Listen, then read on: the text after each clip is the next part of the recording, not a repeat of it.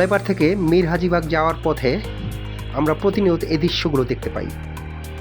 দিনের বেলা এই গাড়িগুলো আসার অনুমতি রাজধানীতে আছে কি না আমরা জানি না, তবে এই গাড়িগুলোর সবচেয়ে বড় অ্যাডভান্টেজ, এরা কখনো প্রধান সড়কগুলোতে যাতায়াত করবে না, এরা শাখা সড়কগুলোতে ঢুকে রাস্তায় যানজট সৃষ্টি করবে। এবং সংশ্লিষ্ট ট্রাফিক কর্মকর্তা যারা আছেন তারা এই বিষয়গুলো দৃষ্টিপাত করছেন না এবং ভুক্তভোগী এলাকাবাসী চরম দুর্ভোগ পোহাচ্ছেন। কিন্তু এটা দেখবে কে?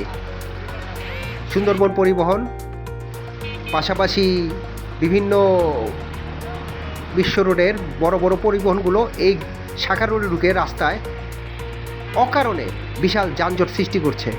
প্রিয় ভিউয়ার্স, আপনারা যারা দেখছেন, আপনাদের উদ্দেশ্যে বলছি, আপনারা যদি শেয়ার না করেন এই সমস্যাগুলো সবার চোখে পড়বে না। একটু শেয়ার করুন যাতে সবার চোখে পড়ে।